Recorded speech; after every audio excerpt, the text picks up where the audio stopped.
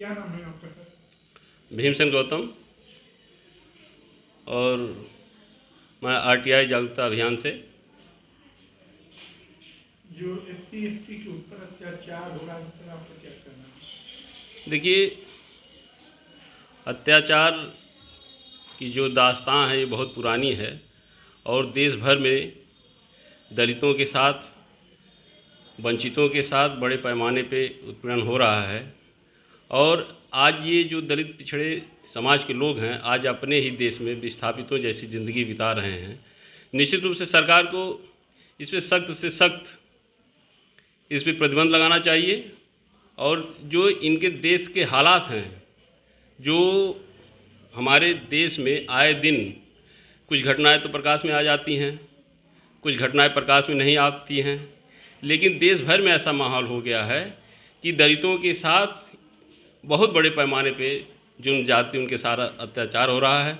निश्चित तरीके से सरकार को इस पर श्वेत पत्र जारी करना चाहिए और सरकार को मुकम्मल उनके अंदर, इन लोगों के अंदर एक मुकम्मल विश्वास पैदा करना चाहिए कि कानून का राज है और इस देश में कानून से ऊपर कोई नहीं है। देखिए, अभी इंद्र मेघवाल की घटना हुई राजस्थान की, इतने बड़े पैमाने पर छुआछूत भेदभाव आज भी कायम है। वो भी आज आज़ादी के 75वां महोत्सव हम लोग मना रहे हैं और यहाँ पे छूना एक अपराध पहले से घोषित है, लेकिन आज भी वो प्रथा पूरी तरह से कायम है। निश्चित तौर से इसकी निंदा की जानी चाहिए। मैं इसकी कड़े शब्दों में निंदा करता हूँ और वहाँ की सरकार को से मांग करता हूँ कि कठोर से कठोर कानून बना करके छुआछूत भेदभाव का इसका अंत करना चाहिए। अब अभी आपने देखा कि हत्या हुई, पर राहुल गांधी का प्रेम, जो दलितों से प्रेम है, सोनिया जी का दलितों से प्रेम है, जो प्रियंका जी का दलितों का से जो प्रेम है, एक बार भी नहीं छलका। कभी उन्होंने ये नहीं कहा, कभी राजस्थान सरकार को कभी ये तक निर्देश नहीं दिया कि इतने बड़े पैमाने पे दलितों के साथ आज भेदभाव, उनकी हत्याएं हो रही हैं। कम से कम अशोक गहलोत सरकार को उस पर एक्शन लेना चाहिए। और 22 दिन बाद बताइए, बच्चा एक्सपायर हो जाता है, एक्सपायर होने के 22 दिन बाद अस्पताल में भर्ती है, 22 दिन तक घटना को मैनेज कराया जा रहा है, 22 दिन तक इनका दलित प्रेम नहीं छलका, 22 दिन तक कभी उस परिवार को दबंगों द्वारा दबाव बना करके, कभी उस परिवार से सुलह समझौता करा करके, ऐसे ही कानून चलता है। कानून का राज ऐसे ही होता है, जहाँ भी कमज़ोर दलित असहाय वर्ग के लोग ये न महसूस करें कि हमारी सरकार है। ऐसी सरकार चलाने का क्या फ़ायदा है? समाज में भेदभाव ख़त्म हो चुका है, छुआछूत ख़त्म हो चुका है। और अगर 75 साल बाद अगर ये है तो निश्चित तरीके से इसमें हमारे जनप्रतिनिधि 100% जिम्मेदार हैं। मैं निश्चित तरीके से उन जनप्रतिनिधियों का भी कठोर निंदा करता हूं, जो जनप्रतिनिधि इन सब घटनाओं को देख करके भी समाज में चुप हैं और उस पर आवाज़ नहीं उठाते हैं। हम लोग तो कड़े शब्दों में इसकी निंदा करते हैं और ऐसी घटनाएं अगर आए दिन जब भी कभी होती रहेगी, निश्चित रूप तब हम लोग सड़क पर उतर करके उसका मुखर विरोध करेंगे। निश्चित रूप से समाज के लिए यह बेहद दुखद बात है कि आज जब इस देश में शिक्षा का माहौल होना चाहिए, 21वीं सदी में हमारा देश पहुंचा है, शिक्षा का माहौल होना चाहिए, एक अच्छा वातावरण होना चाहिए, एक अच्छा भाईचारा पैदा होना चाहिए, वो नहीं है। आज भी जात पात, भेदभाव, छुआछूत, ये सब क्या है? ऐसे कैसे दुनिया का गुरु बन पाएगा हमारा देश? लोग कहते हैं कि इसको विश्व गुरु बनाएंगे, विश्व गुरु कैसे बन पाएगा? आप बताइए, जिस देश में छोटे तबके के लोग आसानी से सांस तक नहीं ले पाते हैं, जिन लोगों के साथ आज भी शिक्षण संस्थानों में दुर्व्यवहार होता है, जिन लोगों के पास आज बड़े बड़े संस्थान हैं, बड़े बड़े सारे वो हैं, आज भी कभी इस तरह का वो नहीं होता है। कभी हम लोगों ने देखा नहीं कि इतना बड़े पैमाने भेदभाव, वो भी अपने ही देश में भेदभाव, जहाँ भारतीय संविधान लागू है। भारत में प्रत्येक आदमी भारत का संविधान से ऊपर नहीं हो सकता है, और संविधान से ऊपर हो करके अगर कोई इस तरह का भेदभाव करता है और गरीबों को दबाता है, उनको कुचलने की कोशिश करता है, तो निश्चित तरीके से हम लोग उसकी कड़े से कड़े शब्दों में निंदा करते हैं और आजीवन करेंगे। जब तक हम लोगों ने भी कसम खाया है कि जब तक इस देश में सामाजिक परिवर्तन तब तक नहीं ला दिया जाएगा, तब तक आखिरी सांस तक संघर्ष जारी रहेगा। निश्चित रूप से हम लोग भी ये फैसला कर लिए हैं कि जब जब गरीब, दलित, वंचित, असहाय, कमज़ोरों को दबाया जाएगा तब तक हम लोगों की आवाज़ उनके खिलाफ उठती रहेगी, चाहे वो राहुल जी हो, चाहे वो सोनिया जी हो, चाहे अशोक गहलोत हो, चाहे कोई भी हो, किसी भी पार्टी का नेता हो। अगर वो गरीबों को दबाते हैं, गरीबों को कुचलते हैं, तो निश्चित तरीके से हम लोगों की आवाज़ उनके खिलाफ मुखर होगी और कड़े शब्दों में होगी। बिना किसी डर और भय के हम लोग बात करते हैं। हम लोग समाज में समरसता स्थापित करना चाहते हैं। समाज में हम लोग एक अच्छा वातावरण पैदा करना चाहते हैं। इसके बाद भी अगर सरकार नहीं चेती, इस घटना के बाद भी अगर सरकार नहीं चेती, तो निश्चित तरीके से ऐसी सरकार का हम लोग खुल करके विरोध करेंगे।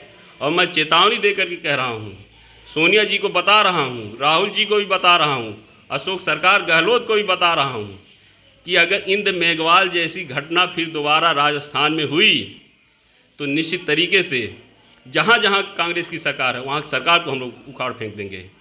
हम लोग देखिए, संविधान का राज स्थापित है, संविधान से ऊपर कोई नहीं है, संविधान सर्वोच्च है। संविधान के दायरे में रह करके हम लोग संवैधानिक तरीके से काम करेंगे। किसी भी गरीब, मजलूम आदमी को जब भी कोई दबाएगा तब हम लोग सड़क पर उतर करके उसका मुखर से मुखर विरोध किया जाएगा, चाहे वो कोई भी हो। और मैं एक चीज़ आपसे कहना चाहता हूँ, सभी लोगों से कहना चाहूँगा, मेरा ये संदेश है कि देखिए, बाबा साहब ने जो रास्ता बताया है उस रास्ते पे चल करके, ज्योतिबा फुले के रास्ते पे चल करके, सावित्री फुले के रास्ते पे चल करके हम लोगों को अपनी बात, अपना आंदोलन हम लोगों को करना है। लेकिन जब कभी भी आंदोलन को दबाया जाएगा, जब कभी भी वंचितों के साथ अन्याय होगा, तो निश्चित तरीके से हम लोग उस सरकार के खिलाफ न केवल मोर्चा निकालेंगे बल्कि उस सरकार को उखाड़ फेंकने के लिए जितना भी आवश्यक और समाधीन होगा उतना काम किया जाएगा। समाज में सबको रहने का अधिकार है, सबको जीने का अधिकार है, ये हमारे मौलिक अधिकार हैं, फंडामेंटल राइट हैं हमारे। और इस फंडामेंटल राइट पे अगर कोई भी आदमी उल्लंघन करता है, चाहे वो कितना भी बड़ा आदमी हो, संविधान से बड़ा नहीं हो सकता। इस देश में प्रत्येक आदमी संविधान के दायरे में रह करके, संवैधानिक तरीके से काम करके, संवैधानिक तरीके से अपनी बात रख सकता है। किसी को छूने की वजह से, किसी को मतलब छोटा होने की वजह से किसी को ये अधिकार नहीं है कि वो किसी भी आदमी के, किसी भी व्यक्ति के उसकी हत्या कर दे, उसको मारे पीटे, उसके ऊपर जुल्म ज्यादती करे, ऐसा नहीं है।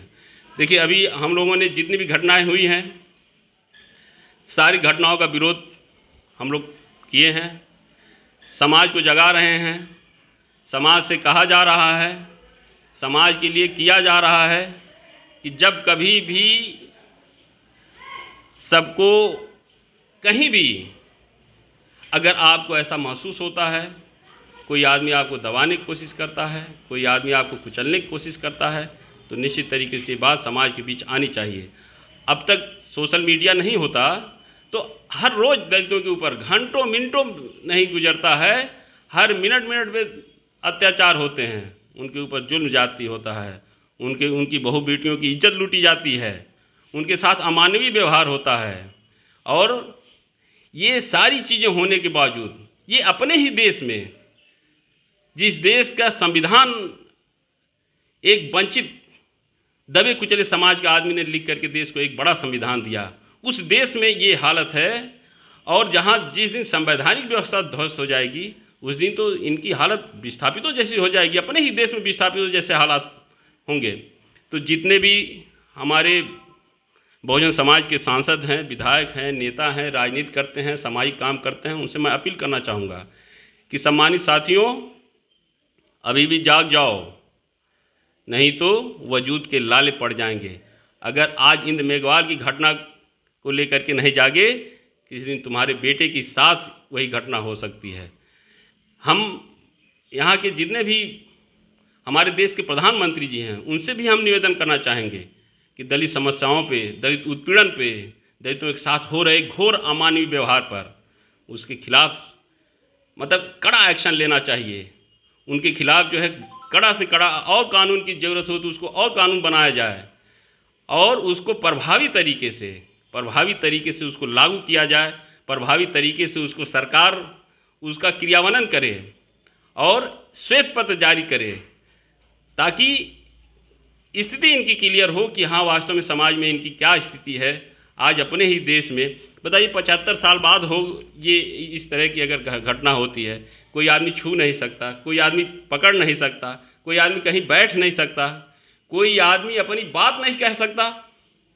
अभी देखिए पिछले सत्र में अभी गोरखपुर में घटना हुई थी, एक दलित ने नमस्ते नहीं किया तो उसका हाथ काट दिया गया, उसका हाथ तोड़ दिया गया। ऐसे समाज चलता है, ऐसे सरकारें चलती हैं, इस तरह सरकारें नहीं चलती।